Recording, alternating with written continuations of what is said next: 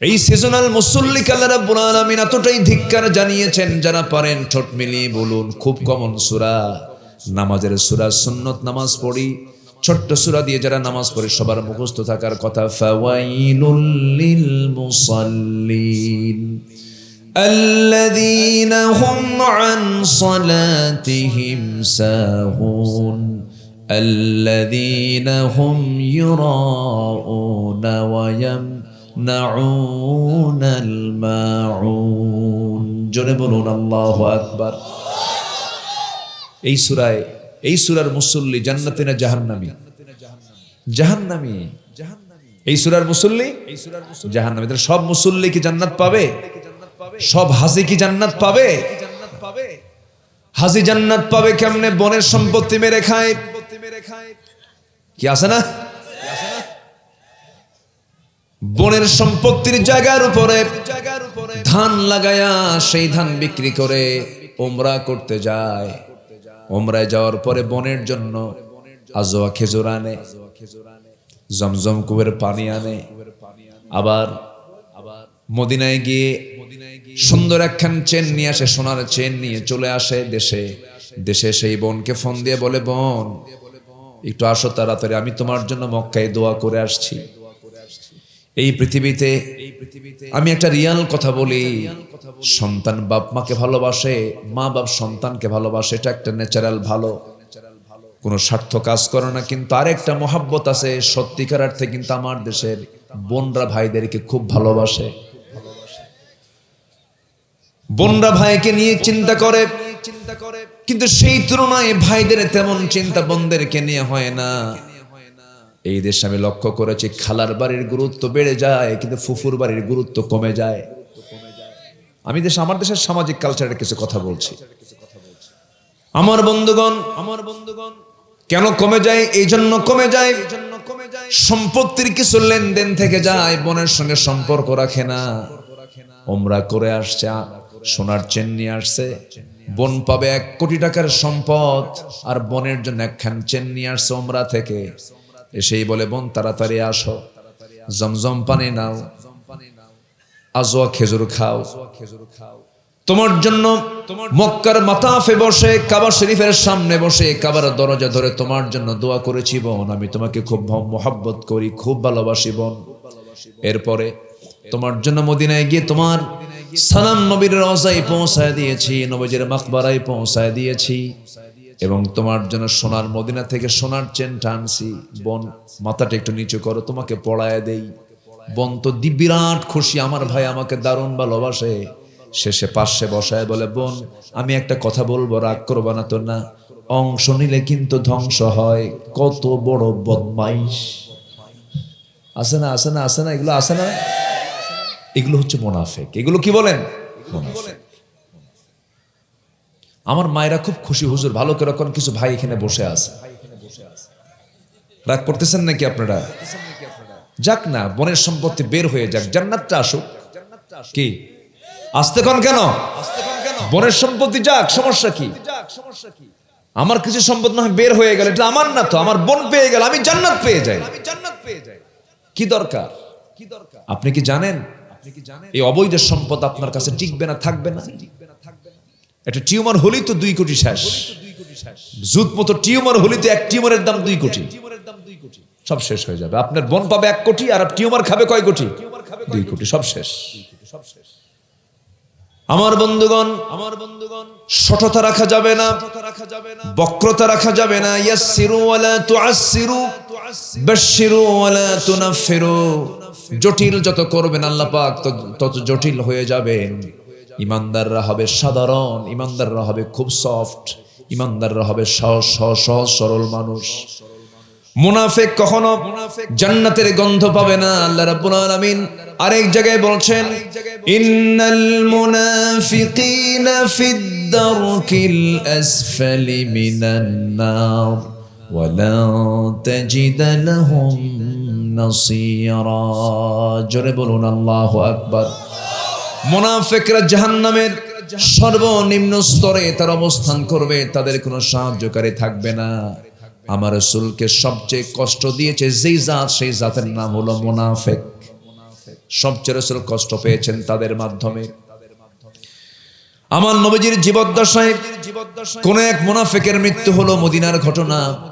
আমার নবীজির জীবদ্দশায় এক মুনাফিকের ইন্তেকাল হলো, কিন্তু সেই মুনাফিকের সন্তানটা ভালো সাহাবী ছিলেন।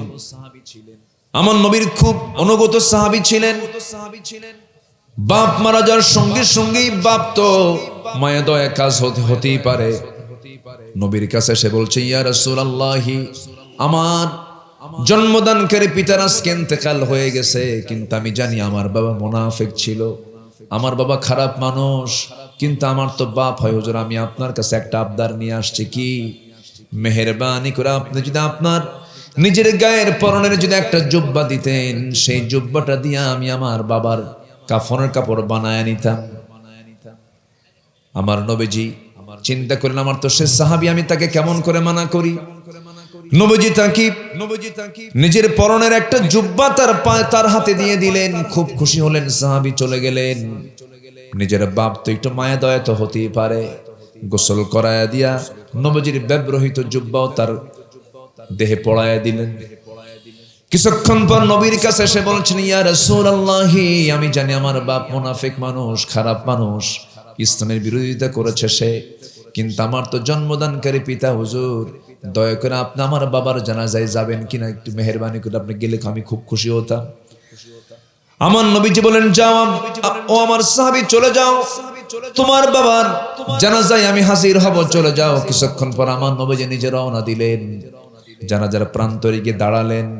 পিছন থেকে সাইয়েদনা ওমর ফারুক রাদিয়াল্লাহু তাআলা আনহু পিছন থেকে তাকে ডাকছেন, ইয়া রাসূলুল্লাহ, আপনি কার জানাজা পড়ান? সে তো মুনাফিক ছিল, মুনাফিকের জানাজা কেমন করে পড়াবেন ইয়া রাসূলুল্লাহ? মেহেরবানি করে একটু চিন্তা করলে ভালো হয়। আমার নবীজি বলছেন, ওমর, আমার এই সাহাবী বারবার আমার কাছে আবদার করে, আমি তাকে কেমন করে মানা করে আমি জানাজা পড়ায় দিয়ে যাই। আমার নবীজি জানাজা পড়ালেন। শেষ হতে না হতে আল্লাহর পক্ষ থেকে সিদ্ধান্ত হলো, ৭০ মাররাতান, আপনি যদি মুনাফিকদের পক্ষে ৭০ বারেরও বেশি বার যদি গুনাহ মাফের জন্য মাফ চান, আমি আল্লাহ তবু এই দোয়া কবুল করব না মুনাফিকের পক্ষে। নাউজুবিল্লাহ। নবীর গায়ের জুব্বা দিলেন, নবীজি নিজে দোয়া করে দিলেন, তাও কাম হলো না, কারণ মুনাফিকদের জন্য কোনো দোয়াও কবুল হবে না। এই জন্য মুনাফিকি চরিত্র থেকে আল্লাহ পাক আমাদেরকে বাঁচান। জোরে বলি আমিন, আরো জোরে আমিন। আমার বন্ধুগণ, আল্লাহ রাব্বুল আলামিন আমাকে আপনাকে দাসত্বের জন্য দুনিয়াতে পাঠালেন, কিন্তু সেই ইবাদত কবুলের জন্য কিছু শর্ত আছে। আমি নামাজ পড়ছি, নামাজ কবুল হবে না। রোজা রাখছি, রোজা কবুল হবে না। হজ করছি, হজও কবুল হবে না। দান সদকা করছি, তাও কবুল হবে না। হজ, আমার সমস্ত ইবাদতগুলো কবুলের জন্য কিছু শর্ত আছে। সেই শর্ত হলো, বান্দাকে 100% সারেন্ডার করতে হবে কার কাছে? আল্লাহ রাব্বুল আলামিন বলেন, ইন্নী ওয়াজ্জাহতু ওয়াজহিয়া লিল্লাযী ফাতারাস সামাওয়াতি ওয়াল আরদা হানিফান ওয়া মা আনা মিনাল মুশরিকিন। যারা পারেন ঠোঁট মিলে আমার সঙ্গে বলুন, কুল ইন্না সালাতি ওয়া নুসুকি ওয়া মাহইয়ায়া ومماتي لله رب العالمين। কোন দিকে চেহারা নেওয়া যাবে না, আমার চেহারা আমার রবের মুখে করতে হবে। কোন আইন কানুনকে মানা যাবে না, একমাত্র আমার আল্লাহর আইন কানুনকে মেনে চলতে হবে। এক জায়গায় না সব জায়গায়। আসতে বলবেন না, এক জায়গায় না সব জায়গায়। সব জায়গায় আল্লাহ পাক সবকিছু বলে দিয়েছেন। বান্দার কোনো কাজে লস নাই। আল্লাহ রাব্বুল আলামিন বান্দার 3টা কাজ যদি করে, সেই বান্দার কোনো লস হবে না। মহান রাব্বুল আলামিন বলেন, ইন্নাল্লাযীনা ইয়াতলুনা কিতাবাল্লাহ ওয়া আকামুস সালাতা ওয়া আনফাকু মিম্মা রাযাকনাহুম সিররান ওয়া আলানিয়াতান يرجون تجارة لن تبور জোরে বলুন আল্লাহু আকবার। তিনটা কাজে বান্দার কোনো লস নাই। নাম্বার 1 হলো আল্লাহর কালাম যারা সুন্দর করে তেলাওয়াত করবে, যারা নামাজ কায়েম করবে। নাম্বার 3 হলো আমি তাকে যে রিজিক দিয়েছি, যে অর্থ দিয়েছি, আমি যে তাকে রিজিক প্রদান করেছি তা থেকে সে গোপনে প্রকাশ্যে কিছু অংশ আল্লাহর পথে খরচ করবে। আশা করা যায় তার ব্যবসায় কোনো প্রকার লস হবে না। যেরকম সুবহানাল্লাহ। যে জাতি স্নেহ এবং সম্মান জানে, সে জাতি গোটা পৃথিবীতে সম্মানের আসনে তারা সমাসীন হতে পারে। আমার দুঃখজনক হলো সত্য, আমার দেশে স্নেহ এবং সম্মান, স্নেহ করার সম্মান করা, এটা দিন দিন বাড়ছে না কমছে বলেন তো? কমছে। শ্রদ্ধা, সম্মান প্রদর্শন, মানুষকে গুরুত্ব দেওয়া, মানুষকে তাজিম করা, একটা মানুষের সম্মান শ্রদ্ধার চোখে দেখা, এই জাতীয় বিষয়গুলো দিন দিন কেন যেন লোপ পাচ্ছে। সেটার মূল কারণ কি জানেন? মূল কারণ হচ্ছে নৈতিকতার শিক্ষা থেকে জাতি অনেক দূরে চলে গেছে। মানুষ ডাক্তার হচ্ছে, ইঞ্জিনিয়ার হচ্ছে, জজ হচ্ছে, শিক্ষার হার তো বেড়েছে, কিন্তু চরিত্রের মান কি বাড়ছে না কমছে? কমে গেছে। সম্মানিত ভাইয়েরা, আজকে আমার আলোচনার সাবজেক্ট হচ্ছে আমরা যে ইবাদত করি, এই ইবাদত কবুলের কিছু শর্ত আছে। এই শর্তগুলো যদি আমি পূরণ না করি, আমার কোন ইবাদত আল্লাহর দরবারে মঞ্জুর হবে না। অনেকে হজে যায়, 13 বার হজ করে। কয়বার? আমার নবী করছেন একবার। আমার রাসূল করছেন কয়বার? একবার। আর আমার দেশে এমনও লোক আছে যারা চলে যায় 26 বার হজ করছে। হুজুর আপনি কি জানেন 26 বার হজ করেছি, প্রতিবেশী ভাত পায় না। আসতে কোন কেন? আসতে কোন কেন? বনের সম্পত্তি মেরে খাইছে। কয়বার হজ করছে? আর আমার রাসূল কয়বার করছেন? একবার। আবার মাঝে মাঝে ঠেলেও বলে রাসূল করছে একবার, আমি করছি 26 বার। নাউজুবিল্লাহ। এই কথা রেকর্ড করতে নিয়ে তো আবার এটা যেন আমার কথা এবার চালায় দিও না। আবার ইউটিউব তো এখন অনলাইন তো খুব মুশকিল।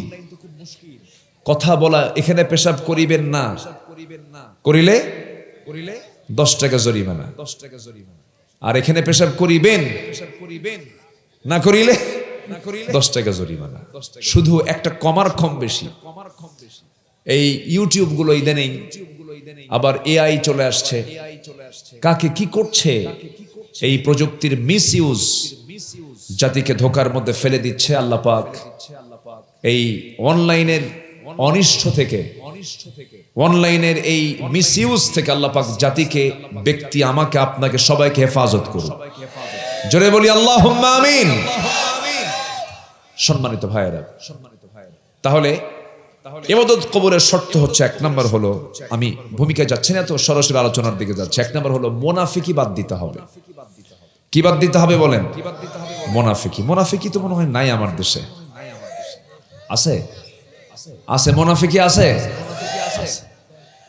10টা শর্ত আমরা যদি পূরণ করতে পারি, তাহলে আমরা যা চাবো আল্লাহর কাছে, আল্লাহ আমাদের সেই চাওয়া পূরণ করে দিবেন। কিন্তু আমরা চাইতো, কিন্তু আমাদের চাওয়ার যে কবুলের যে শর্তগুলো, সেই শর্তই তো আমরা পূরণ করি না।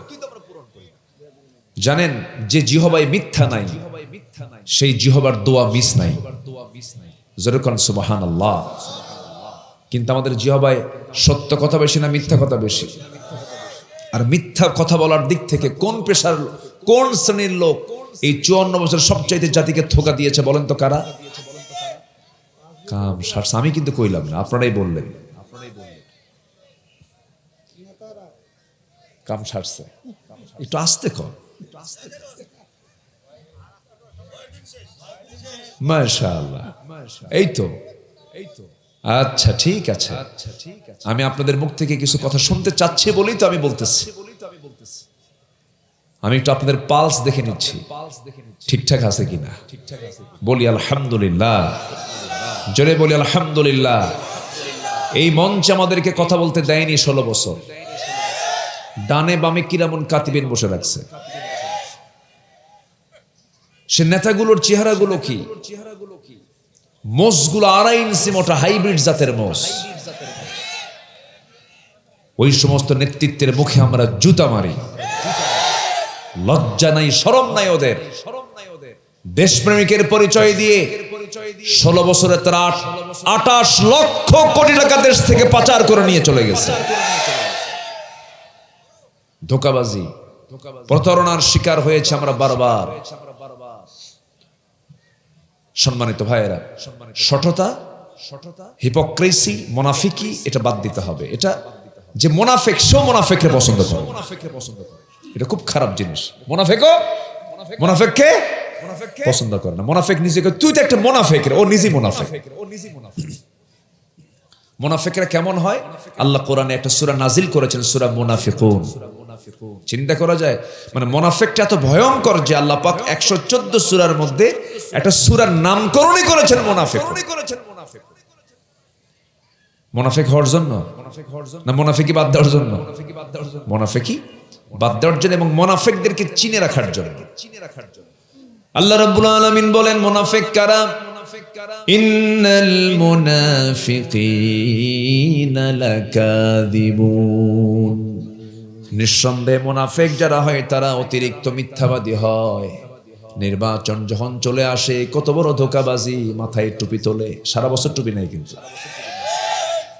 মাথায় টুপি একখান লাগায়, উমরায় চলে যায়, 15 দিনের মাথায় দাড়ি আর কাটে না, খোসা খোসা কদম ফুল মার্কা দাড়ি।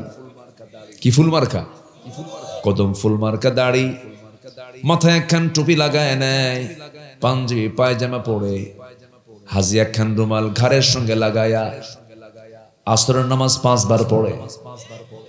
কয়বার পড়ে? 5 বার। আসরের নামাজ কয়বার পড়তে হয়? একদিনে কয়বার? আর ওরা পরে কয়বার? 5 বার। যেই ঘরেই ঢোকে যায় নামাজ দাও। এই সিজনাল মুসল্লিকে আল্লাহ রাব্বুল আলামিন এতটাই ধিক্কার জানিয়েছেন, যারা পারেন ঠোঁট মিলিয়ে বলুন, খুব কমন সূরা, নামাজের সূরা, সুন্নত নামাজ পড়ি, ছোট্ট সূরা দিয়ে যারা নামাজ পড়ে সবার মুখস্থ থাকার কথা। ফাওয়াইলুল লিল মুসাল্লিন الذين هم عن صلاتهم ساهون الذين هم يراءون ويمنعون الماعون। জোরে বলুন আল্লাহু আকবার। এই সূরার মুসল্লি জান্নাতি না জাহান্নামী? জাহান্নামী। এই সূরার মুসল্লি জাহান্নামী। তাহলে সব মুসল্লি কি জান্নাত পাবে? সব হাজি কি জান্নাত পাবে? হাজি জান্নাত পাবে কেমনে? বনের সম্পত্তি মেরে খায়, কি আছে না? বনের সম্পত্তির জায়গার উপরে ধান লাগায়া সেই ধান বিক্রি করে উমরা করতে যায়। উমরায় যাওয়ার পরে বনের জন্য আজওয়া খেজুর আনে, জমজম কুয়ের পানি আনে।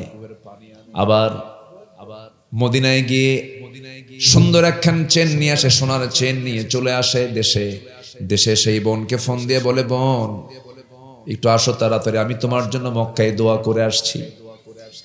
এই পৃথিবীতে আমি একটা রিয়াল কথা বলি, সন্তান বাপ মাকে ভালোবাসে, মা বাপ সন্তানকে ভালোবাসে, এটা একটা ন্যাচারাল ভালো, কোনো স্বার্থ কাজ করে না। কিন্তু আরেকটা মহাব্বত আছে সত্যিকার অর্থে, কিন্তু আমার দেশের বোনরা ভাইদেরকে খুব ভালোবাসে।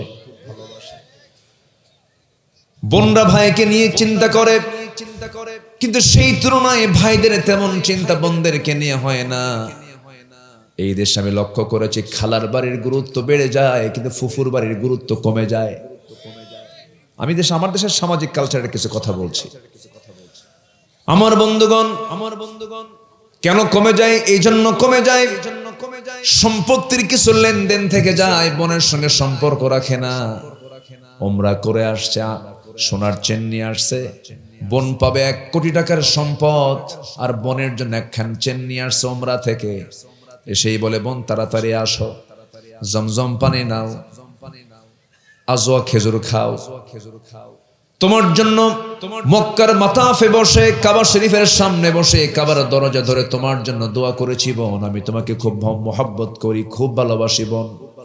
এরপরে তোমার জন্য মদিনায় গিয়ে তোমার সালাম নবীর রওজায় পৌঁছায় দিয়েছি, নবীজির মাকবারায় পৌঁছায় দিয়েছি, এবং তোমার জন্য সোনার মদিনা থেকে সোনার চেনটা আনছি।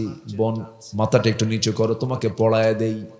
বোন তো বিরাট খুশি, আমার ভাই আমাকে দারুণ ভালোবাসে। শেষে পাশে বসায় বলে, বোন আমি একটা কথা বলবো, রাগ করবো না তো? না, অংশ নিলে কিন্তু ধ্বংস হয়। কত বড় বদমাইশ! আছে না, আছে না, আছে না, এগুলো আছে না? এগুলো হচ্ছে মুনাফিক। এগুলো কি বলেন? মুনাফিক। আমার মায়েরা খুব খুশি, হুজুর ভালো করে কোন কিছু ভাই এখানে বসে আছে। রাগ করতেছেন নাকি আপনারা? যাক না, বোনের সম্পত্তি বের হয়ে যাক, জান্নাতটা আসুক। কি আসতে কোন কেন? বোনের সম্পত্তি যাক, সমস্যা কি? আমার কিছু সম্পদ না বের হয়ে গেল, এটা আমার না তো, আমার বোন পেয়ে গেল, আমি জান্নাত পেয়ে যাই। কি দরকার? আপনি কি জানেন এই অবৈধ সম্পদ আপনার কাছে টিকবে না, থাকবে না? একটা টিউমার হলেই তো 2 কোটি শেষ। জুত মতো টিউমার হলেই তো এক টিউমারের দাম 2 কোটি, সব শেষ হয়ে যাবে। আপনার বোন পাবে 1 কোটি, আর টিউমার খাবে কয় কোটি? 2 কোটি, সব শেষ। আমার বন্ধুগণ, সততা রাখা যাবে না, বক্রতা রাখা যাবে না। ইয়াসসিরু ওয়ালা তুআসসিরু, বাশশিরু ওয়ালা তুনাফফিরু। জটিল যত করবেন আল্লাহ পাক তত জটিল হয়ে যাবেন। ইমানদাররা হবে সাধারণ, ইমানদাররা হবে খুব সফট, ইমানদাররা হবে সহজ সহজ সরল মানুষ। মুনাফিক কখনো জান্নাতের গন্ধ পাবে না। আল্লাহ রাব্বুল আলামিন আরেক জায়গায় বলছেন, ইন্নাল মুনাফিকিনা ফিদ দারকিল আসফালি মিনান নার ওয়া লা তাজিদ লাহুম নাসীরা। জোরে বলুন আল্লাহু আকবার। মুনাফিকরা জাহান্নামের সর্বনিম্ন স্তরে তার অবস্থান করবে, তাদের কোনো সাহায্যকারী থাকবে না। আমার রাসূলকে সবচেয়ে কষ্ট দিয়েছে যেই জাত, সেই জাতের নাম হলো মুনাফিক। সবচেয়ে রাসূল কষ্ট পেয়েছেন তাদের মাধ্যমে। আমার নবীজির জীবদ্দশায় কোন এক মুনাফিকের মৃত্যু হলো, মদিনার ঘটনা। আমার নবীজির জীবদ্দশায় এক মুনাফিকের ইন্তেকাল হলো, কিন্তু সেই মুনাফিকের সন্তানটা ভালো সাহাবী ছিলেন। আমার নবীর খুব অনুগত সাহাবী ছিলেন। বাপ মারা যাওয়ার সঙ্গে সঙ্গেই, বাপ তো মায়া দয়া কাজ হতেই পারে, নবীর কাছে এসে বলছে, ইয়া রাসূলুল্লাহি, আমার জন্মদানকারী পিতার আজকে ইন্তেকাল হয়ে গেছে, কিন্তু আমি জানি আমার বাবা মুনাফিক ছিল, আমার বাবা খারাপ মানুষ, কিন্তু আমার তো বাপ হয় হুজুর। আমি আপনার কাছে একটা আবদার নিয়ে আসছি। কি? মেহেরবানি করে আপনি যদি আপনার নিজের গায়ের পরনের যদি একটা জুব্বা দিতেন, সেই জুব্বাটা দিয়ে আমি আমার বাবার কাফনের কাপড় বানায় নিতাম। আমার নবীজি চিন্তা করলেন, আমার তো সে সাহাবী, আমি তাকে কেমন করে মানা করি? নবীজি তাকে নিজের পরনের একটা জুব্বা তার হাতে দিয়ে দিলেন। খুব খুশি হলেন, সাহাবী চলে গেলেন। নিজের বাপ তো একটু মায়া দয়া তো হতেই পারে, গোসল করায়া দিয়া নবীজির ব্যবহৃত জুব্বাও তার দেহে পড়ায়া দিলেন। কিছুক্ষণ পর নবীর কাছে এসে বলছেন, ইয়া রাসূলুল্লাহি, আমি জানি আমার বাপ মুনাফিক মানুষ, খারাপ মানুষ, ইসলামের বিরোধিতা করেছে সে, কিন্তু আমার তো জন্মদানকারী পিতা হুজুর, দয়া করে আপনি আমার বাবার জানাজায় যাবেন কিনা, একটু মেহেরবানি করে আপনি গেলে আমি খুব খুশি হতাম। আমার নবীজি বলেন, যাও ও আমার সাহাবী, চলে যাও, তোমার বাবার জানাজায় আমি হাজির হব, চলে যাও। কিছুক্ষণ পর আমার নবীজি নিজে রওনা দিলেন, জানাজার প্রান্তরে গিয়ে দাঁড়ালেন। পিছন থেকে সাইয়েদনা ওমর ফারুক রাদিয়াল্লাহু তাআলা আনহু পিছন থেকে তাকে ডাকছেন, ইয়া রাসূলুল্লাহ, আপনি কার জানাজা পড়ান? সে তো মুনাফিক ছিল। মুনাফিকের জানাজা কেমন করে পড়াবেন ইয়া রাসূলুল্লাহ? মেহেরবানি করে একটু চিন্তা করলে ভালো হয়। আমার নবীজি বলছেন, ওমর, আমার এই সাহাবী বারবার আমার কাছে আবদার করে, আমি তাকে কেমন করে মানা করি আমি জানাজা পড়ায় দিয়ে যাই। আমার নবীজি জানাজা পড়ালেন। শেষ হতে না হতে আল্লাহর পক্ষ থেকে সিদ্ধান্ত হলো, ৭০ মাররাতান, আপনি যদি মুনাফিকদের পক্ষে ৭০ বারেরও বেশি বার যদি গুনাহ মাফের জন্য মাফ চান, আমি আল্লাহ তবু এই দোয়া কবুল করব না মুনাফিকের পক্ষে। নাউজুবিল্লাহ। নবীর গায়ের জুব্বা দিলেন, নবীজি নিজে দোয়া করে দিলেন, তাও কাম হলো না, কারণ মুনাফিকদের জন্য কোনো দোয়াও কবুল হবে না। এই জন্য মুনাফিকি চরিত্র থেকে আল্লাহ পাক আমাদেরকে বাঁচান। জোরে বলি আমিন, আরো জোরে আমিন। আমার নবীজি নিজে বলেছেন, মুনাফিককে চিনতে হলে 4টা লক্ষণ যার মধ্যে পাবা সে ব্যক্তি মুনাফিক। নাম্বার 1 হলো যখন সে কথা বলে মিথ্যা বলে। একটা লোকের কাছে 2টা প্রার্থী চলে গেছে, কিছু কিছু লোক আছে 2জন কি বলে, ভাই ঠিক আছে আমি আপনার পক্ষে। আছে আজ থেকে আছে না নাই, আছে না নাই? ওই লোকের পরিচয় কি বলেন তো? ওই লোক কি বলেন? আরো জোরে কন, আরো জোরে কন। কষ্ট পাচ্ছেন নাকি? আলোচনা চালাই, জোরে বলি ইনশাআল্লাহ। আমার বন্ধুগণ, মুমিনের জবান হবে ভিতর এবং বাহির হবে এক। ভিতরে যা লালন করবে বাইরে তাও লালন করবে। একজন লোককে আপনি দেখলেন, তাকে আপনি সহ্য করতে পারেন না, কিন্তু সামনে পেয়ে খুব প্রশংসা করেন, একটু আড়াল হলেই গালিগালাজ দেন, এটার নাম মুনাফিক। এটার নাম কি? মুনাফিক।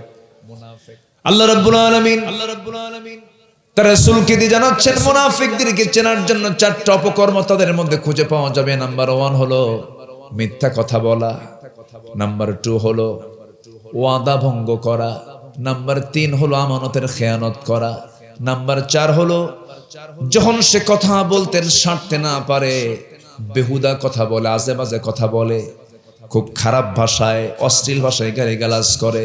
এই 4টা সিমটম যার মধ্যে পাওয়া যাবে, রাসূল বলেছেন সেই লোকটা হলো মুনাফিক। আমার দেশে মুনাফিক নাই, আছে? মুনাফিক আছে? আচ্ছা। আল্লাহ রাব্বুল আলামিন মুনাফিকদের চরিত্র নিয়ে বহু জায়গায় বলেছেন। সূরা বাকারার একটা আয়াত আল্লাহ রাব্বুল আলামিন শুরুতেই বলে দিয়েছেন, ওয়া মিনান নাসি মান ইয়াকুলু আমান্না বিল্লাহি ওয়া বিল ইয়াউমিল আখির ওয়া মা হুম বিমুমিনিন। আরেক জায়গায় বলছেন, ওয়া ইযা লাকুল্লাযীনা আমানু ক্বালু আমান্না ওয়া ইযা খালাউ ইলা শায়াতিনিহিম ক্বালু ইন্না মা'আকুম ইন্নামা নাহনু মুস্তাহজিউন। জোরে বলুন আল্লাহু আকবার। আমার ভাইরা, মুনাফিকি এত ভয়ঙ্কর জিনিস। ওয়ালা তাকুম আলা কবরিহি, আল্লাহ পাক কি কথা বলেছেন, তাদের কবরের পাশে দাঁড়াবে না, তাদের সঙ্গে কোনো আপোষ নাই। আল্লাহ পাক রাসূলকে স্পেশালি এক জায়গায় বলে দিয়েছেন, স্পষ্ট ভাষায় জানিয়ে দিয়েছেন, ইয়া আইয়ুহান নাবিয়্যু জাহিদিল কুফফারা ওয়াল মুনাফিকিনা ওয়াগলুয আলাইহিম ওয়া মাআওয়াহুম জাহান্নাম। নবী, আপনি কাফিরদের বিরুদ্ধে, মুনাফিকদের বিরুদ্ধে আপনি জিহাদ ঘোষণা করুন, তাদের ব্যাপারে আপনি ওয়াগলুয আলাইহিম, কঠোর হয়ে যান, কোনো আপোষ করা যাবে না। কারণ মুনাফিকদের দ্বারা যুগে যুগে ইসলামের ক্ষতি হয়েছে সবচেয়ে কম না সবচেয়ে বেশি? সবচেয়ে কম না সবচেয়ে বেশি?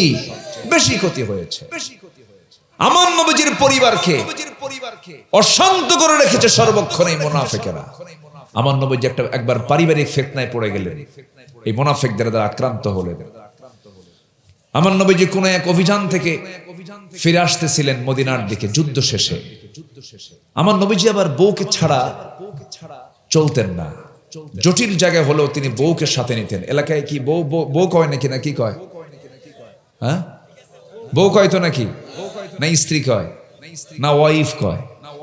একই তো নাকি? আচ্ছা ঠিক আছে। আচ্ছা, আমার নবীজি, আপনাদের ভাষার মধ্যে মজা আছে, আলহামদুলিল্লাহ বলেন।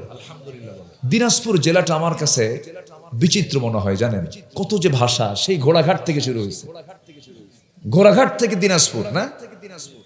সেই ঘোড়াঘাটের মাথা কোথায় আর বীরগঞ্জের মাথা কোথায়? আমার মনে হয় ওই ঘোড়াঘাটের কিছু মানুষ আছে, সে জীবনে কোনোদিন বীরগঞ্জ দেখিয়ে নেই। অনেক দূর তো, বিশাল ডিস্টেন্স। 2 শতাধিক রাষ্ট্রের কিছু রাষ্ট্র আছে এত বড় না, দিনাজপুর যত বড়। অনেক লম্বা একটা জেলা, মাশাআল্লাহ, অনেক সুন্দর। তাহলে কি বলে এলাকায়? বউ। বউ কয় তো? আচ্ছা। মানে অনেক সময় এক দেশের হাসা আরেক দেশের ভাষা আরেক দেশের হাসা হয়ে যায়, বুঝলেন? এই জন্য বলে নিলাম যে কি বলে। আমার ভাষা বুঝতে কষ্ট হচ্ছে না তো? বলি আলহামদুলিল্লাহ।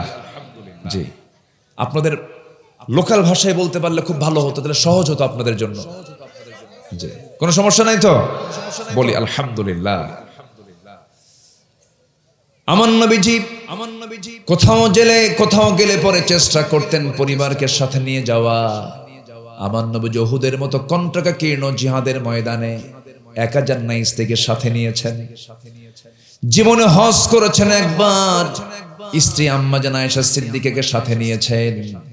আমার নবী যখন ইহরামের নিয়ত বাঁধবেন, ইহরামের কাপড় বাঁধবেন, আম্মা জান আয়েশা বর্ণিত হাদিস, রাসূল আমার সঙ্গে সহবাস করলেন, এরপরে ফরজ গোসল সম্পন্ন করে ইহরাম বাঁধলেন তিনি।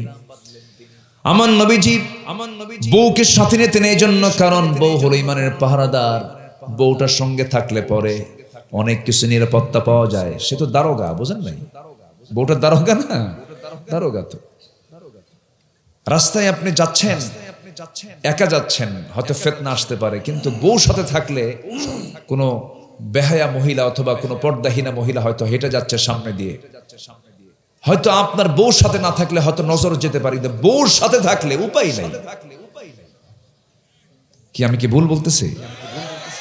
হয়তো আপনার নিয়ত নাই, বউটা আপনার সাথে আছে, হয়তো একটা অটো অথবা ইজি বাইকে উঠেছেন আপনি, সামনে চট করে এক মহিলা এসে বসলো, গায়ে কাপড় চোপড় নাই, হয়তো আপনি তার দিকে কয়েক সেকেন্ড তাকায় ছিলেন, হঠাৎ করে নজর চলে গেছে। আর এই দৃশ্য যদি স্ত্রীর চোখের সামনে হয়, বলেন তো কি হতে পারে?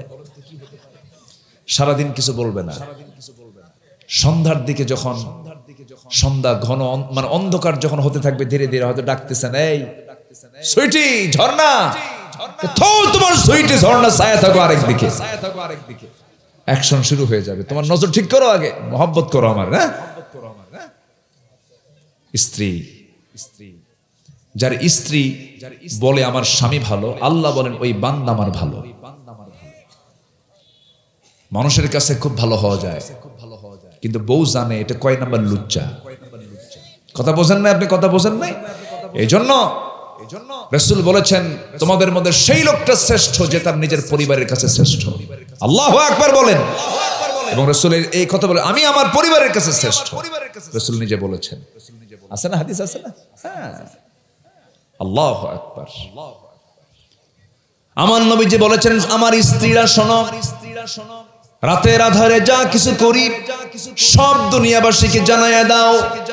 ও আমার সাহাবীরা, দিনের আলোতে যা কিছু করি তাও গোটা দুনিয়াবাসীকে জানায়া দাও। এটার নাম হলো নেতা। জোরকন সুবহানাল্লাহ। ক্ষমতা আছে আজকের এই আতিপাতি নেতাদের এই কথা বলার? কি চরিত্র, কি তাদের কি ভয়ঙ্কর চরিত্র রাতের বেলা প্রকাশ পায়। নাইট ক্লাবে সারা রাত মদের বোতল নিয়ে অন্যের বউ নিয়ে শুয়ে থাকে, আছে না নাই? আবার সে একই ব্যক্তি মাহফিল কমিটির সভাপতি। বদমাইশ গুলো। আমার আজকে আলোচনার সাবজেক্টই কিন্তু একটু বেকায়দা। কি রাগ করতেছেন নাকি আপনারা? রাগ করলো তো কব, কোনদিন বলা বাদ দেই নাই, বলে যাব। অত্যাচার তো কম করে নাই, এই টুপিদারির উপরে কম অত্যাচার হয়েছে। রাস্তার ফকির পর্যন্ত নিরাপত্তা পায় না। আমি মাহফিল শেষ করে গেছি বাড়িতে, ঘুমাবো, এমনি তো ঘুম তো কম হয়, রাত 3টার দিকে দরজায় কড়া নাড়লো। কে? থানা থেকে আসছি। ব্যাপার, ওসি সাহেব সালাম দিয়েছেন, আপনাকে চা খাওয়ার দাওয়াত। রাত 3টার দিকে, রাত 3টা চা খাওয়ার দাওয়াত হয়। অত্যাচার, জুলুম, এগুলো ধরে নিয়ে চলে গেল। তো ওসি সাহেব আমার দিকে তাকায়া লজ্জায় মাথা নিচু করে আছে, বলতেছে, হুজুর কি করব, বাধ্য হয়েছে আপনাকে ধরতে, বেয়াদবি হলে মাফ করে দিয়ে।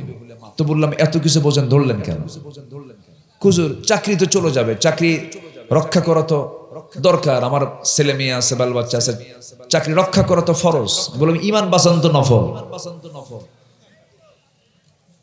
পরের দিন চালান দিয়ে দিল। কোর্টে চলে গেলাম, হ্যান্ডকাফ লাগায় রাখছে, বড় ডাকাতি করছি তো, হ্যান্ডকাফ লাগায় দিয়া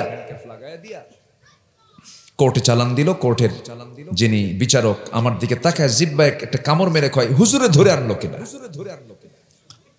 মামলার ধারার দিকে তাকায় দেখে রাষ্ট্রদ্রোহ মামলা। চিন্তা করছে, রাষ্ট্রদ্রোহ, আমার কি রাষ্ট্রের বিরুদ্ধে কি করছি, জামিনই দেওয়া যাবে না, নিম্ন আদালত জামিন দিতে পারবে না। চালান দিয়ে দিল, জেলখানায় ঢুকলাম। কিন্তু জেলখানা আমি বলি না, ওই 16 বছর ছিল হলো বাংলাদেশের জেলখানাগুলো ছিল হলো মাদ্রাসা ইউসুফিয়া। এখন জেলখানা, এখন কি, এখন জেলখানা। তো চলে গেলাম জেলখানার মূল ফটক দিয়ে। যখন ভিতরে ঢুকে এক মুরব্বী, আশুদ্ধ বয়স এক মুরব্বী চাচা আমার দিকে তাকায়, এত খুশি হলো, মনে হয় কি যেন পাইছে। সালাম দিয়ে বলে, হুজুর আপনি জেলখানায় ঢুকলেন, খুব খুশি হলাম। বললাম যে চাচা, জেলখানায় ঢুকলে কেউ খুশি হয়? কে বাবাজি, কত মাহফিলে গেছি আপনার, ওয়াজ শুনেছি বসে বসে, ওয়াজ শেষে এত চেষ্টা করছে একটা বার মুসাফা করবো, বুড়া মানুষ, সারতে পারি না, লোকের মধ্যে যেতেও পারি না, পারি নাই। আল্লাহ কি সুন্দর মিলাই দিল, সামনে পড়ে গেলেন। দোয়া করি আপনি জেলখানায় থাকেন। বুঝলেন? তো আমি বললাম, চাচা আপনি জেলখানায়, বুড়া বয়সে, শীতের মধ্যে নভেম্বর মাস, আপনি জেলখানায় কেন? বাবা বোমা হামলা। কি কথা কি বলছেন? ওনার নামে দিছে হচ্ছে বোমা হামলার মামলা। 80 বছরের বুড়ার হাতে যদি বোমা তুলে দেওয়া হয়, বোমা কি জায়গায় পড়বে না মাথায় পড়বে? ফিটনেসই তো নাই, অকল্পনীয়, যেটা কল্পনাই করা যায় না, এমন জাতীয় মামলা ঠুকিয়ে দিয়েছে সাধারণ মানুষের উপরে। জুলুম করলো, একদম মামুবাড়ি দিল্লি গিয়ে পড়লো।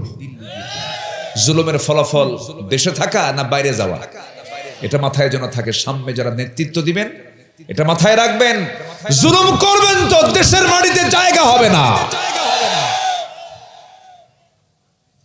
দেশের মাটিতে জায়গা হবে না। বারবার বলতো আমার দেশ, আমার বাপের দেশ, বাপ স্বাধীন করছে, যা তোর বাপের দেশ না কার দেশে, এখন বসে থাকো ওখানে, যায় কি ঠিক কিনা বলেন? এগুলো কি বিনয়ের কথা না অহংকারের কথা? অহংকার করা যাবে?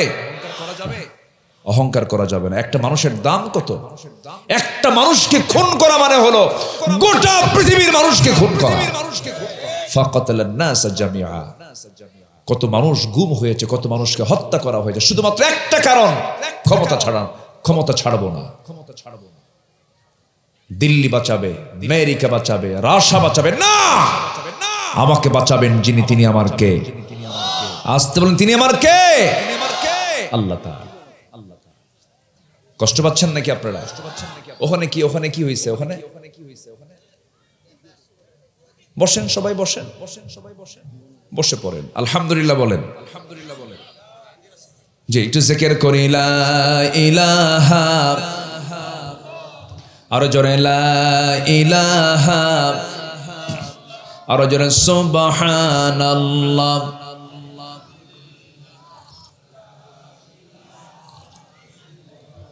আরো জোরে লা ইলাহা, লা ইলাহা, লা ইলাহা ইল্লাল্লাহু মুহাম্মাদুর রাসূলুল্লাহ সাল্লাল্লাহু আলাইহি ওয়াসাল্লাম। সম্মানিত ভাইয়েরা, আমার নবীজি এই মুনাফিকদের দ্বারা আক্রান্ত হয়েছিলেন। আমার নবীজি কোন এক সফর থেকে, অভিযান থেকে ফেরত আসতেছিলেন। সেই সফরে আমার নবীজি আম্মাজান আয়েশা সিদ্দিকাকে সাথে নিয়েছিলেন। মনে আছে তো? আমি একটা কথা বলতেছিলাম। আমার নবীজি ফিরে আসার সময় সাফওয়ান নামক এক সাহাবীকে রাদিয়াল্লাহু তাআলা আনহু, তাকে দায়িত্ব দিলেন। সাফওয়ান, অনেক মানুষ তো, অনেক সাহাবী, তুমি সবার শেষে আসবে, আমরা সবাই চলে যাব মদিনার দিকে। তুমি সবার শেষে আসার সময় যারা যারা বাদ পড়ে যাবে, বাদ পড়া লোকগুলোকে তোমার দায়িত্ব হলো তাদেরকে মদিনায় নিরাপদে পৌঁছায় দেওয়া। তিনি সবার শেষে আসছিলেন, ঘোড়ার পিঠে করে আসতে আসতে হঠাৎ করে সামনের দিকে লক্ষ্য করে দেখেন কেউ বাদ পড়ে নাই, বাদ পড়ছে একজন। তিনি হচ্ছেন মিসেস মুহাম্মদ সাল্লাল্লাহু আলাইহি ওয়াসাল্লাম অর্থাৎ আম্মা জান আয়েশা সিদ্দিকা রাদিয়াল্লাহু আনহা তিনি বাদ পড়ে গেছেন। উনি চিনলেন দূর থেকে, পর্দার আয়াত নাজিল হওয়ার আগে তিনি তাকে দেখেছিলেন, এজন্য তাকে চিনতে পেরেছেন।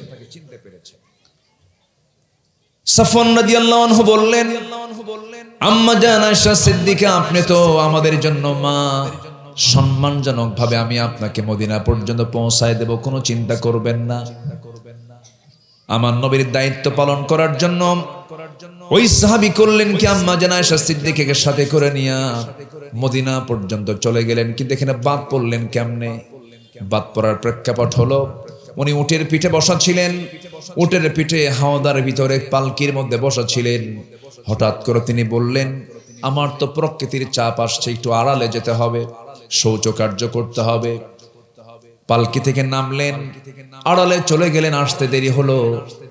যিনি দায়িত্বরত সাহাবী তিনি ভাবছিলেন মনে হয় আম্মা জান আয়েশা মনে হয় পালকিতে আছেন, কিন্তু পালকিতে মানুষ থাকলে ওজন বেশি হয়, মানুষ না থাকলে ওজন কম হয়। কিন্তু উনি এত চিকন ছিলেন যে উনি যে ভিতরে আছেন না নাই এটা সাহাবী টেরই পায় নাই। আছে মনে করে তিনি উটের পিঠে উঠায়া দিলেন। সব চলে গেছে, আম্মা জান আয়েশা সিদ্দিকা বাদ পড়ে গেলেন।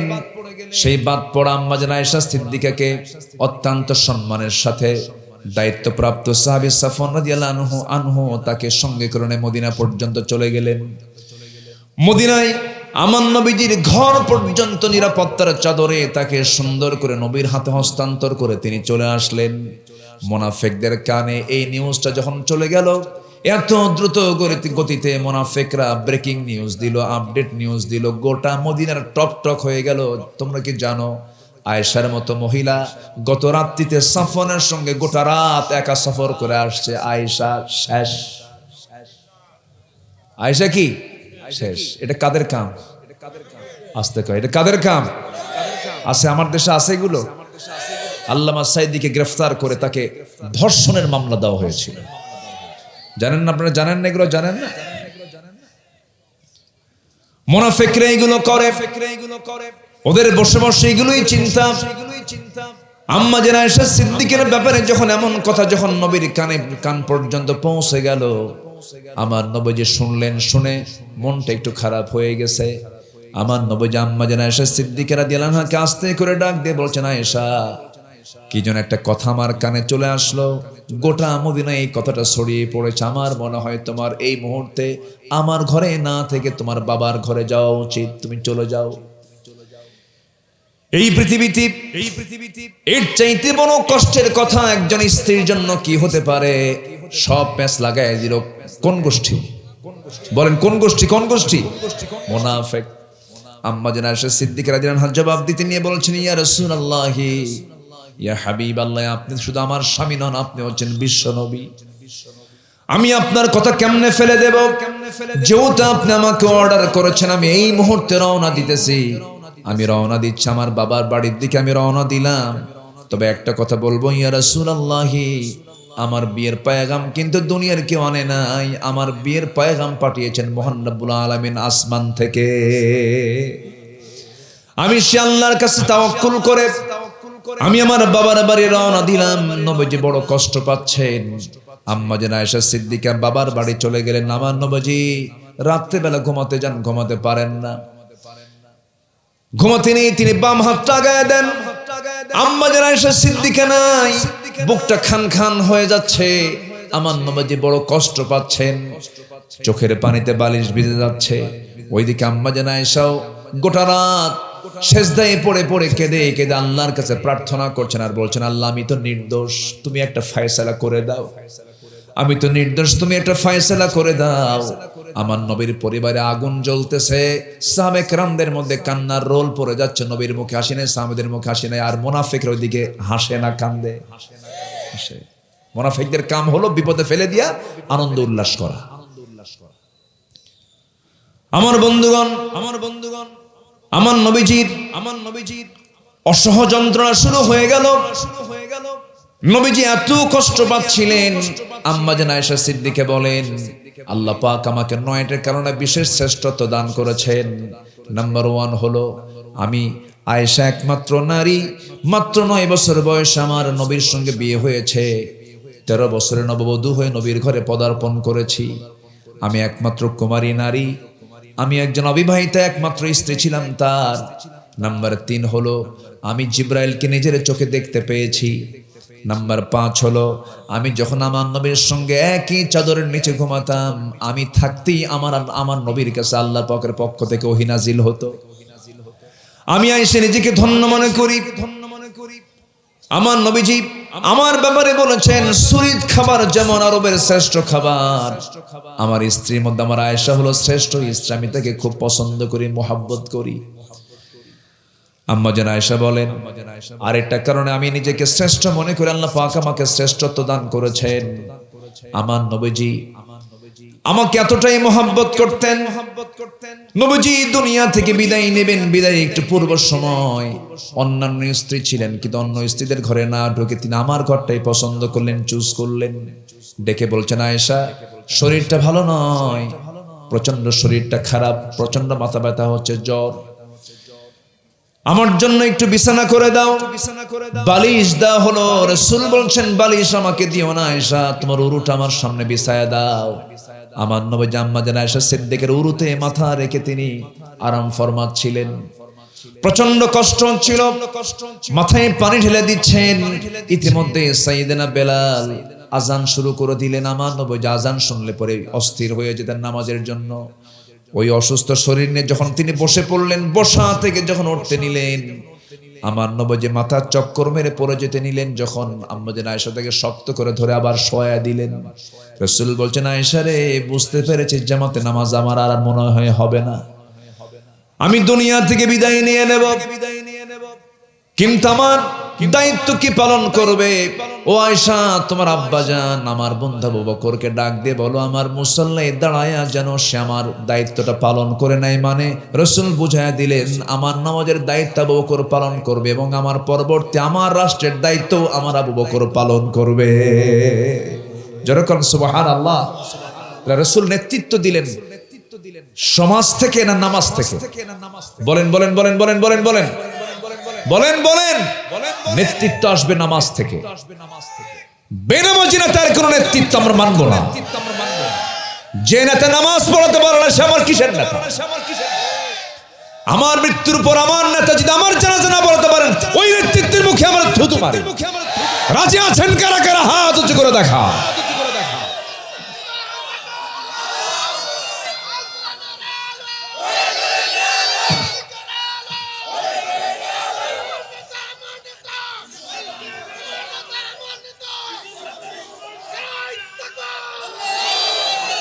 আল্লাহ কবুল করেন, জোরে বলে আমিন। আমরা আমরা আমরা আমাদের আগামীর শাসক কেমন দেখতে চাই? যিনি দেশ প্রধান হবেন তিনি বাইতুল মুকাররমের খতিব হবেন। এক ব্যক্তি হবেন যিনি নামাজ পড়াবেন, তিনি রাষ্ট্র দেখবেন। রাসূল শুধু কি ইমাম ছিলেন? শুধু ইমাম ছিলেন? রাষ্ট্রনায়ক ছিলেন, বিচারক ছিলেন, জাস্টিস ছিলেন, সমরনায়ক ছিলেন, সেনাপতি ছিলেন, বাড়িতে স্বামী ছিলেন, বাবা ছিলেন, নানা ছিলেন, আবার মাঠে ময়দানে ব্যবসায়ী ছিলেন, শ্রমিক ছিলেন। সবার দায়িত্ব তিনি পালন করেছেন। তিনি হচ্ছেন আমার লিডার, আমাদের মূল নেতা মুহাম্মদ সাল্লাল্লাহু আলাইহি ওয়াসাল্লাম। সম্মানিত ভাইয়েরা, আমার নবীজি বলে দিলেন, আয়েশা তোমার আব্বাকে বলো আমার মুসাল্লায় সেজন্য দাঁড়ায়। সাহাবে কেরাম যখনই দেখেছেন যে রাসূলের মুসাল্লায় রাসূল নাই, সাহাবাদের মধ্যে হাউমাউ কান্না শুরু হয়ে গেছে। সাহাবীরা কাঁদতেছেন, সেই কান্নার আওয়াজ নবীর কান পর্যন্ত চলে যাচ্ছে। কারণ মসজিদে নববী আর আমার নবীর ঘর ছিল সাথে লাগানো, মাঝখান দিয়ে একটা দেওয়াল ছিল। এখনো সেই দেওয়ালটা আছে, কিন্তু দেওয়ালটা একটু মজবুত করে দেওয়া আছে, কিন্তু দেওয়ালটা এখনো আছে। এবং রাসূল বলেছেন, মা বাইনা বাইতি ওয়া মিম্বারি রাদাতুম মিন রিয়াদিল জান্নাহ, আমার ঘর এবং আমার মিম্বার এর মাঝখানের ফাঁকা অংশটুকু হলো দুনিয়ার জীবনে জান্নাতের টুকরা। যেরকম সুবহানাল্লাহ, জান্নাতের টুকরা।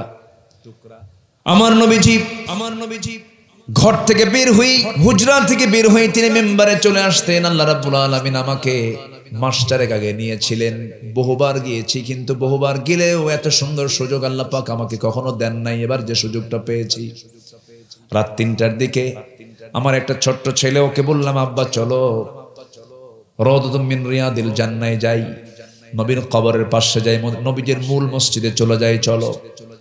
সঙ্গে করে রওনা করলাম। ফজরের একটু আগ দিয়ে সময় পেলাম, ভিতরে ঢুকলাম। 10 মিনিট থেকে 12 মিনিট সময় দেয়। এরপরে সেখানকার দায়িত্বরত লোকগুলো আমার সঙ্গে সঙ্গে সবাইকে আবার বের করে দেয়। আবার নতুন কিছু লোক ঢুকে পড়ে, সার্কেল অনুযায়ী, একটা চেইন অনুযায়ী এখানে সাজানো হয়।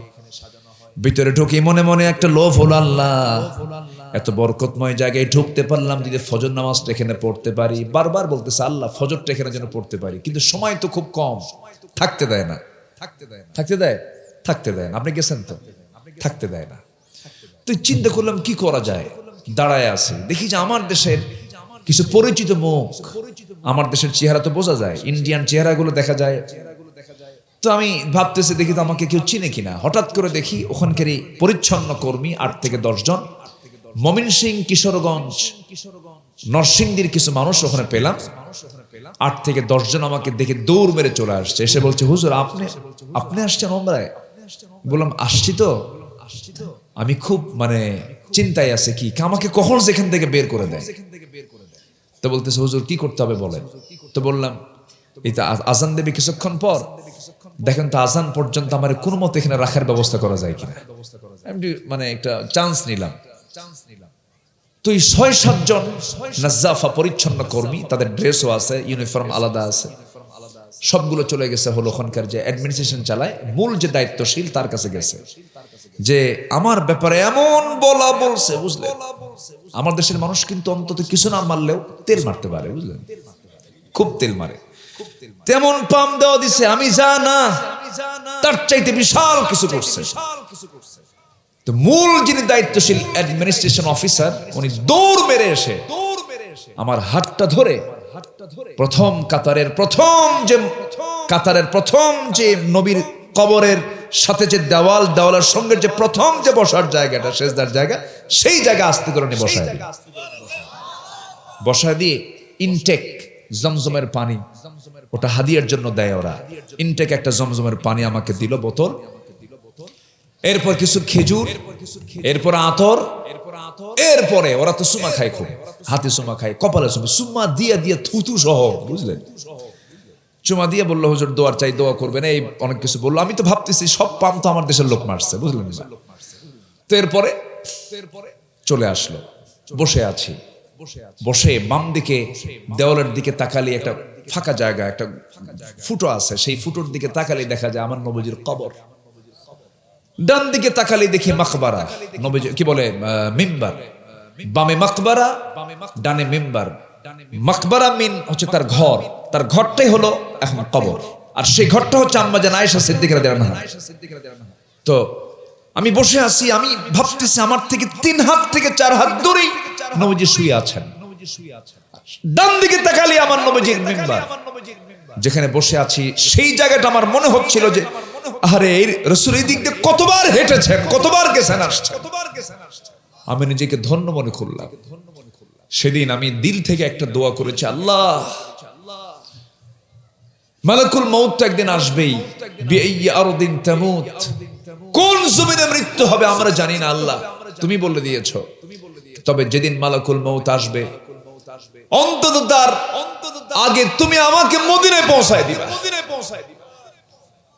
সম্মানিত ভাইয়েরা, সম্মানিত বন্ধুগণ, নবীর মোহাব্বতের কারণে আমি যতটুকু স্টাডি করেছি, সাহাবীদের মর্যাদা যে আল্লাহ পাক এত দিয়েছেন, এত দিয়েছেন, এর 1 নম্বর কারণ আমার কাছে যেটা মনে হয়, প্রত্যেক সাহাবী জীবনের চাইতে রাসূলকে বেশি মহব্বত করেছে।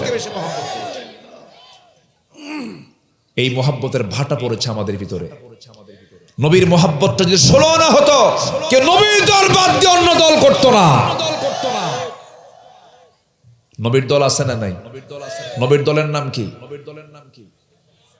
ইসলাম। বলেন বলেন বলেন বলেন, আল্লাহর দলের নাম কি? আরো জোরে। নবীর দলের নাম কি? আমাদেরও দলের নাম কি?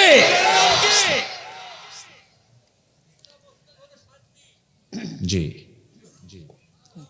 ইসলাম মানে শান্তি নয়, ইসলামের ফলাফল শান্তি। ইসলাম মানে হচ্ছে আত্মসমর্পণ করা একমাত্র আল্লাহর কাছে। ইসলাম এর ফলাফল শান্তি, কিন্তু ইসলাম মানে হচ্ছে মুসলিম অর্থাৎ আত্মসমর্পণকারী কার সামনে? বলেন কার সামনে? আল্লাহর সামনে। ইসলামের ফলাফল হচ্ছে কি? শান্তি। ইসলামের ফলাফল শান্তি। আপনার কথা রাইট, তবে ফলাফল শান্তি। কিন্তু ইসলাম মানে হচ্ছে আত্মসমর্পণ করা কার কাছে? আল্লাহর কাছে। সম্মানিত ভাইয়েরা, রাত তো অনেক হয়ে যাচ্ছে, আমি কি দোয়া করে দেব? আলোচনা চালাবো? জোরে বলি ইনশাআল্লাহ। একটা লোকের কোনো নড়াচড়া নেই, আমি খুবই প্লিজড, আমি খুবই আনন্দিত। জি আলহামদুলিল্লাহ। তাহলে ইবাদত কবরের শর্ত হলো 10টা। নাম্বার 1 চলছে, মুনাফিকি বাদ দিতে হবে। কেবল 1 নাম্বার, নুরু ওয়াজ কি শেষ না শুরু? কি ভয় পাচ্ছেন নাকি আপনারা? বলি আলহামদুলিল্লাহ। খুব ভালো। হ্যাঁ, আমার দিকে তাকান। আম্মা জান আয়েশা সিদ্দিকা রাদিয়াল্লাহু তাআলা আনহা কত বড় একটা পরীক্ষায় পড়লেন। কাদের ষড়যন্ত্রে? বলেন কাদের ষড়যন্ত্রে? এই মুনাফিক। আমার বন্ধুগণ, আম্মা জান আয়েশা সিদ্দিকা বলেন, নবীজি আমার ঘরে আজান হয়ে গেছে আর ওনাকে নিতে পারলাম না। আমার আব্বাজান আমার নবীর জায়গায় যখন নামাজটা পড়ান শুরু করলেন, আমার নবীজি বলছেন, আয়েশা তুমি আমাকে একটু ধরো তো, আমি একটু যেতে চাই। কোথায় যাবেন? ওই জানালার কাছে নিয়ে যাও। আম্মা জান আয়েশা সিদ্দিকার ঘাড়ে হাত দিয়ে খোঁড়ায়া খোঁড়ায়া তাকে নিয়ে চলে গেছেন সেই জানালার কাছে। সেই জানালার ফাঁকা দিয়া আমার নবীজি সাহাবে কেরামদের নামাজের দৃশ্যগুলো দেখছিলেন।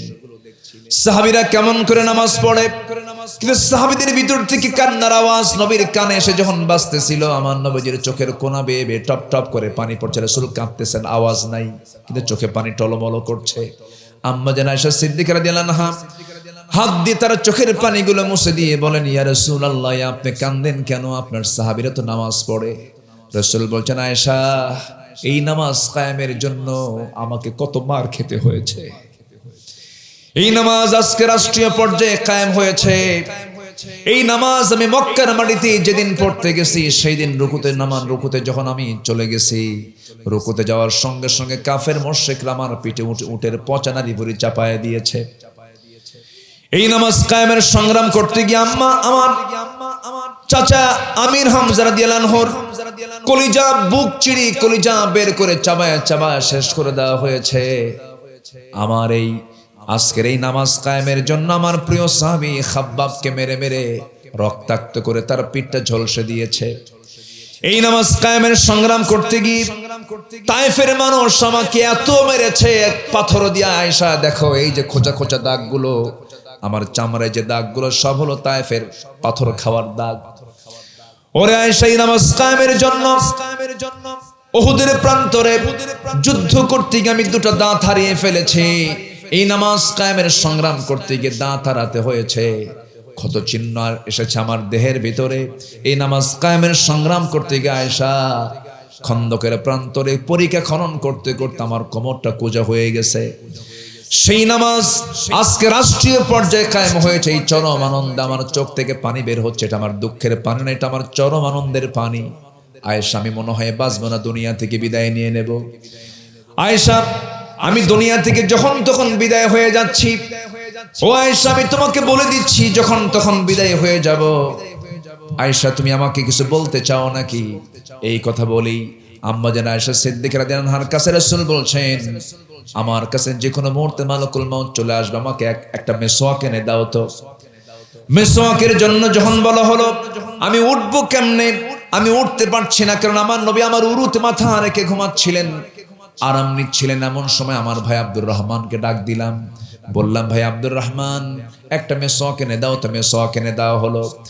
সেই মেসওয়াক টানলেন, আম্মা জান আয়েশা সিদ্দিকা নিজে চাবায়া চাবায়া নরম করে দিয়া যখন নবীর হাতে তুলে দিলেন, আমার নবী যে মেসওয়াকটা নিয়ে আগে মেসওয়াক শুরু না করে মেসওয়াকের আগায় লেগে থাকা থুতুগুলো চুষে চুষে পান করছেন আর মুস্কি মুস্কি হাসি মেরে বলছেন, আয়েশা, আমি তোমাকে দারুণ ভালোবাসি।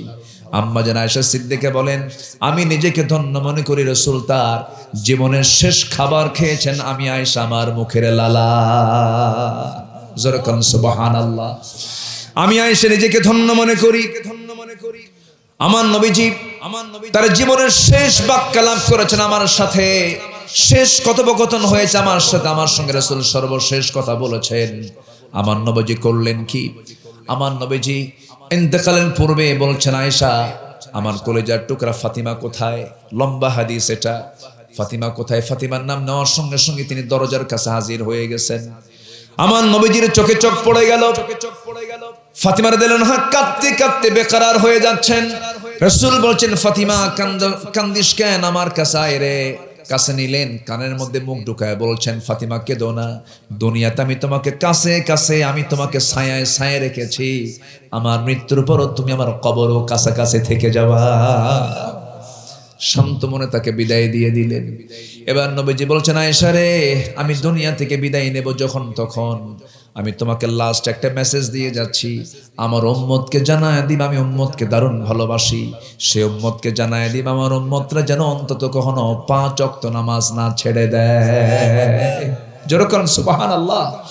এই জাতির সবচেয়ে বড় অপরাধ কোনটা করে বলেন? এই জাতি, আমার দেশের মানুষ সবচেয়ে কোন অপরাধ বেশি করে বলেন? নামাজ নাই। দোয়া কবুল হবে কেমনে? চাইলে অবশ্যই দেবেন আল্লাহ, কিন্তু আপনি নামাজই পড়েন না। শুধু দিনাজপুর নয়, শুধু রংপুর নয়, শুধু নীলফামারী ঠাকুরগাঁ নয়, পঞ্চগড় নয়, গোটা দেশের একই চিত্র।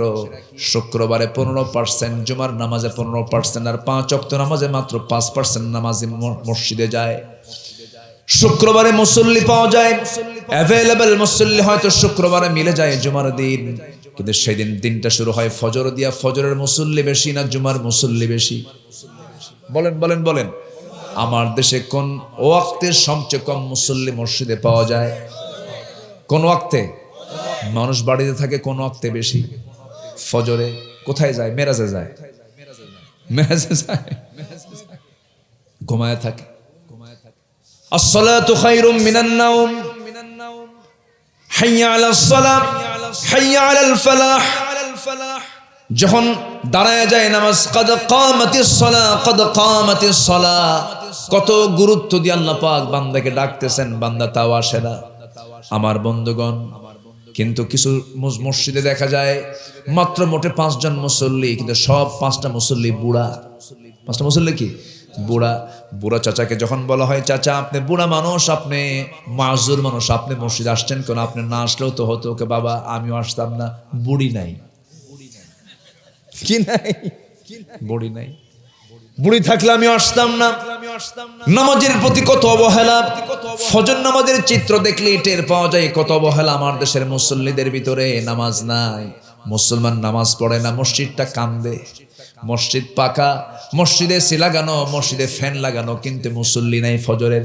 আসল মুসল্লি জুমার মুসল্লি না ফজরের মুসল্লি? বলেন বলেন, কিসের মুসল্লি?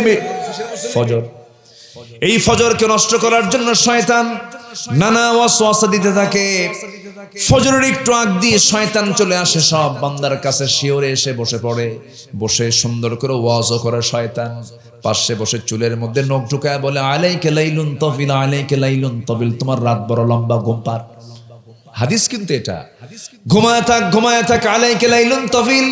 বারবার তাকে এই কথা বলে বলে তাকে ঘুমানোর চেষ্টা করা হয়। রাসূল বলছেন, ওই সময় শয়তান 3টা গিট মেরে চলে যায়, 3টা গিট দিয়ে চলে যায়। ওই 3টা গিট যদি কেউ ছোটাতে চাও, নাম্বার 1 হলো ঘুম থেকে বিছনা থেকে পিঠটা সরায় নাও, 1 নাম্বার গিট চলে যাবে। ওযু মানাবে, 2 নাম্বার গিট চলে যাবে। পায়ে হেঁটে মসজিদ পর্যন্ত চলে যাওয়ার পর নামাজ যখন শেষ করবে, 3 নাম্বার গিটটা ছুটে চলে যাবে। শয়তান 24 ঘন্টা তোমার কাছে আসার সাহস পাবে না। জোরে বলেন সুবহানাল্লাহ। এই 3 গিট কি সবাই ছুটাতে রাজি আছেন নাকি? ফজর পড়বেন কারা কারা? জোরে বলি ইয়া আল্লাহ, ইয়া আল্লাহ। আমাদেরকে ফজর, যোহর, আসর, মাগরিব, ইশা 5 ওয়াক্ত সালাত আদায় করার তৌফিক তুমি আল্লাহ দিয়া দাও। জোরে বলি আমিন, আরো জোরে আমিন। হাত নামান।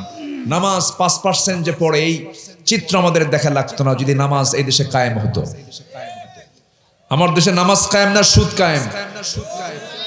বলেন। আমার দেশে যাকাত কায়েম না সুদ কায়েম? আমার দেশে মদের লাইসেন্স আছে না নাই? আচ্ছা, যে মদ খায় আপনি তাকে মানা করতে পারবেন না, সে বলবে আমি লাইসেন্সধারী মদখোর। কি কথা বলেন না? লাইসেন্সধারী মদখোর কিন্তু লাইসেন্স নেয়, মদ খাওয়ার লাইসেন্স নেয়, সেই লাইসেন্স সরকার দেয়। এরপরে কয় আমরা ইসলামী মূল্যবোধে বিশ্বাসী সরকার। আছে না আছে না আছে না? মদের লাইসেন্স দিয়ে ইসলামী মূল্যবোধে বিশ্বাসী বলো। আমার দেশে মদের লাইসেন্স দিয়েছে, জেনার লাইসেন্স দিয়েছে। একটা মহিলা জেনা করবে, কার্ড নিয়ে ঘরে, আপনি তাকে ধরবেন, পুলিশের 14 গোষ্ঠী ধরতে পারবে না। এদেশের প্রচলিত আইন। ও বলবে I M A sex worker, এই যে তার লাইসেন্স দেখ, তোর বাবা আমাকে ধরতে পারবে। কোথায় যাবেন আপনি? অতএব আমরা এই জাতীয় লাইসেন্স আর দেখতে চাই না, আমরা এই জাতীয় আইন আর দেখতে চাই না। আমরা দেখতে চাই যাকাতের আইন পাশ হয়েছে, নামাজের আইন পাশ হয়েছে। কারা কারা চান দু হাত উঁচু করে দেখান মুসলমান।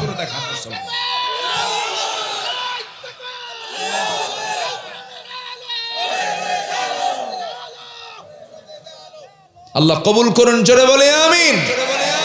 হাত নামান। আব্বা এখান থেকে সাউন্ড দিচ্ছে কোন একটা শিশু না? হ্যাঁ মাশাআল্লাহ, আলহামদুলিল্লাহ। মা বোন কেমন আসছে মাহফিলে? জায়গা নাই? মাশাআল্লাহ। পুরুষ এক জায়গায়, মহিলা 2 জায়গায়। আমার দেশে পুরুষ বেশি না মহিলা বেশি? সংখ্যা কার বেশি বলেন? গোটা দুনিয়াতে বেশি কারা? মহিলা। রাসূল বলেছেন আখির জামানায় মহিলা বাড়বে। মহিলা কি হবে? বাড়বে। মহিলা বাড়ার কারণ আছে। মেয়েদের ঝুঁকি কম, পুরুষের ঝুঁকি বেশি, পরিশ্রম বেশি, বাইরে চলাচল বেশি, তাদের মানে নড়াচড়া বেশি, বিভিন্ন কারণ থাকে। এরপরে জন্মের হারও কি? পুরুষ বেশি না মহিলা বেশি? মহিলা বেশি, গড়ে ফেরে যে। রাসূলও ছেলের বাপ না মেয়ের বাপ? আজ থেকে ছেলের বাপ না মেয়ের বাপ? মেয়ের বাপ। তাহলে মেয়ে কম হওয়া ভালো না বেশি হওয়া ভালো? যদি বোরকা না পড়ে বলেন, হাই রে বোরকা পড়ে না, ঢাকে না, আবার বোরকা পড়ে সারা রাত ধরে মোবাইল টেপে পরপুরুষকে দেখে। যে মহিলা বোরকা পড়ে স্মার্টফোন ব্যবহার করে অন্য পুরুষকে দেখে, এর এক্সাম্পলটা হচ্ছে মাথায় টুপি আছে কিন্তু লুঙ্গি নাই। টুপি আছে কিন্তু কি নাই? লুঙ্গি নাই। আপনি কি জানেন এই স্মার্টফোন আপনাকে কোথায় নিয়ে যাচ্ছে? খুব সাবধান, বি কেয়ারফুল। যুবকরা শোনো, একটু বলি, লাইন একটা খোঁজো। কার লাইন? আসতে বলবেন না, কার line? WhatsApp, imo, line, Viber, Instagram, কি বলে টুইটার, ইনস্টাগ্রাম, কুড়িগ্রাম, এলে বাদ দাও, এলে ধরা যাবে না। ধরতে হবে কাকে? আসতে বলবেন না, কাকে? আল্লাহকে ধরতে হবে। নামাজ, নামাজে কানেকশন হবে কার সাথে? আল্লাহর সাথে। আমার ভাইয়েরা, মা বোনরা, একটা কথা হয়তো ওনারা এখন অপেক্ষায় আছেন, কথা তো আমি শেষ করতে পারি নাই। আম্মা জান আয়েশা সিদ্দিকা স্বামীর ঘরে না, বাপের ঘরে। কার বাড়িতে? কার বাড়িতে? বাবার বাড়িতে। 40টা দিন পার হয়ে গেল। আম্মা জান আয়েশা সিদ্দিকা শুকাতে শুকাতে কাঠখড়ি হয়ে গেছেন, কেউ নাই তার পাশে। বাপরাও ভালো করে কথা বলে না, মাটাও ভালো করে কথা বলে না।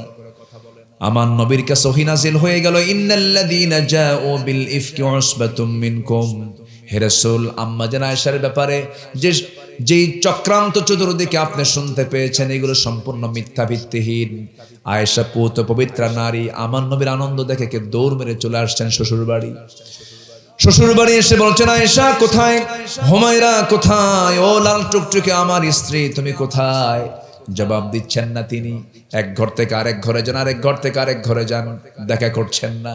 এবার বলছেন, আয়েশা তুমি কি জানো আল্লাহ তোমার শানে আয়াত নাজিল করেছেন, আল্লাহ পাক তোমার শানে সার্টিফিকেট দিয়েছেন, চলো এখন আমার বাড়িতে তোমার যেতে হবে। এখন আম্মা জান আয়েশা বলছেন, আমি কারো প্রশংসা করি না, আমি ইব্রাহিমের আল্লাহর প্রশংসা করি। চলে গেছে কোন নবীর কাছে? বলেন কোন নবীর কাছে গেছে? আমি ইব্রাহিমের আল্লাহর প্রশংসা করি। রাসূল বলছেন, আয়েশা তুমি যে রাগ করছো টের পারছি কথায়, তুমি ইব্রাহিম পর্যন্ত চলে গেছো। সুবহানাল্লাহ বলেন। আল্লাহু আকবার। তাদের রাগটাও ছিল কত বিজ্ঞচিত রাগ। আর আমার আপনার বাড়ির যে অবস্থা, আমাদের বউর আল্লাহ পাক আল্লাহ ভালো করে দাও, জোরে বলে আমিন। আরো জোরে আমিন, আরো জোরে আমিন। আমরা কেউ ভালো নাই তো, কারণ সামাজিক অবস্থা তো ভালো না। সামাজিক অবস্থা ভালো হলে আমরা সবাই ভালো হয়ে যেতাম, ঠিক কিনা বলেন? আক্রান্ত, আমরা সবাই আক্রান্ত। আল্লাহ তুমি এলাকার মা বোনদেরকে আম্মা জান আয়েশার মতো বানায় দাও, জোরে বলি আমিন। সকল প্রকার ডিভাইস থেকে, স্মার্টফোনের মিসইউজ থেকে, এই স্মার্টফোন যে কি হচ্ছে ভাই, কার বউ কে নিয়ে শুয়ে থাকে, এটা এই মোবাইল এটা মাধ্যম হয়ে কাজ করে, চরম ভয়ঙ্কর অবস্থা। যে ফোনকে চালাবে সে ফোন ব্যবহার করতে পারে, ফোন যাকে চালাবে তার ফোন ব্যবহার করা জায়েজ নাই। খুব সাবধান, পর্নোগ্রাফিতে আসক্ত হওয়া যাবে না যুবকরা। ফ্রন্টাল সেলগুলো সব নষ্ট হয়ে যাবে, ধ্বংস হয়ে যাবে তুমি। বিবাহ পূর্ব কোনো রিলেশনে জড়াবা না। বিয়ের প্রয়োজন হবে, বুক উঁচু করে বিয়ের প্রস্তাব দিয়ে দিবা, আব্বাড়িতে বলে ফেলবা আব্বা বিয়ে করায়। এত আস্তে কখন জোরে কও না, বাপেরা শুনুক, বুড়ো চাচাও কয় ঠিক। বিয়ে শুধু করতে হবে তো, চরিত্র ঠিক রাখার দরকার আছে না নাই? আমি এই কথা প্রায় বলি, বিয়ে দেরিতে ভালো না সময়ে ভালো? আমার রাসূল বিয়ে করেছেন 40 না 25-এ। আমার নবীর নবুয়ত কত বছরে বলেন? নবুয়ত কত? 40। আর বিয়ে কত? 25। যুবকরা মনে রাখবে এগুলো, এটা সংখ্যা গুণে রাখবা, 25 পার হতে দিবা না। বাড়িতে বলবা, জিকির তুলবা, বিয়ে করাও, বিয়ে করাও। এই ঠিক আছে কিনা? যে যুবক বিয়ে করার আগ্রহ নাই ও তো বাইপাস মারে, দুষ্ট তো। যুবকরা খুব খুশি, হুজুর মনের মতো কথা কইছেন হুজুর, আব্বা বোঝে না। আছে কিছু বাপ মা আছে তো এগুলোর গুরুত্ব দেয় না, এরকম আছে না নাই? আছে না নাই? আছে না নাই? বুঝতে হবে। আল্লাহ বোঝার তৌফিক দান করুন, জোরে বলি আমিন। নবীজি তার মেয়ে ফাতিমাকে বিয়ে দিয়েছেন। কি বলেন? অর্থ সম্পত্তি, টাকা পয়সা দেখে না, যোগ্যতা দেখে। বোঝে না মানুষ। আল্লাহ তুমি সমাজের ভারসাম্য ঠিক রাখার জন্য বিয়েটাকে আমরা যেন ইজি করতে পারি, এই তৌফিক আল্লাহ পাক আমাদেরকে দান করো, জোরে বলি আল্লাহুম্মা আমিন। আমাদের সমাজে বিয়ে সহজ না জেনা সহজ? বলেন বলেন বলেন। জেনাকে কঠিন করার জন্য বিয়েকে সহজ করতে হবে। আল্লাহ বোঝার তৌফিক দান করুন। যৌতুক ছাড়া নাকি? যৌতুক আছে এলাকায়? যৌতুক আছে? ঠিক আছে, বিসমিল্লাহ কয়ে খাবে। কি বলবো আর? শোনেন, আমার খুব কাছের একজন ভাই বিয়ে করছে বহুদিন আগের কথা, 20 বছর আগে সে বিয়ে করে। ওই সময় সে লাখ 3 টাকা যৌতুক নেয়। তো সে আমাকে একদিন বলতেছে, ভাই হারামের কোনো আরাম নাই। কেন? কই 3 লাখ টাকা দিয়ে আমি আলু কিনছিলাম, ওই আলু কিনা কোল্ড স্টোরেজে ওই যে রেখে আসছে, আর নেওয়ার সুযোগ হয়নি, কি নিতে গেলে তাও লস। কি কথা কি বোঝা গেল? হারাম, ওর কোনো আরাম নাই। আমরা হারামের দিকে যাব না, জোরে বলি ইনশাআল্লাহ। ইবাদত কবুলের শর্ত হলো 10টা। নাম্বার 1 কেবল বললাম, মুনাফিকি বাদ দেব আমরা। তাহলে ইবাদত কবুল করবেন কে? আল্লাহ। নাম্বার 2 হলো নামাজে অলসতা যারা করবে তাদের দোয়া কবুল হবে না। জোহর আছে, আসর নাই, আসর আছে, মাগরিব নাই, আবার নামাজ ছেড়ে দেয়, নামাজটা পড়ে না, আল্লাহ পাক তার দোয়া কবুল করবেন না। নাম্বার 3 হলো আল্লাহ এবং রাসূলের যারা চরমবদ্ধতা করবে, সীমা লঙ্ঘন করবে, তাদের কোনো দোয়া কবুল হবে না। ওয়া মান ইয়াসিল্লাহা ওয়া রাসূলাহু ওয়া ইয়াতাআদ্দা হুদুদাহু ইউদখিলহু নারান খালিদান ফিহা ওয়া লাহু আযাবুম মুহিন। জোরে বলুন আল্লাহু আকবার। নাম্বার 4 হলো আল্লাহর সঙ্গে যারা শিরিক করবে তাদের কোনো ইবাদত কবুল হবে না। আল্লাহ রাব্বুল আলামিন বলেন, ওয়া মান ইউশরিক বিল্লাহি ফাকাদ হারামাল্লাহু আলাইহিল জান্নাহ। নাম্বার 5 হলো সামনে পেছনে যারা পরনিন্দা করে বেড়ায়, গীবত শিকায়েত যারা করে বেড়ায়, তাদের কোনো দোয়া কবুল হবে না। ওয়াইলুল লিকুল্লি হুমাযাতিল লুমাযাতিনিল্লাযী জামা'a মালান ওয়া আদ্দাদা।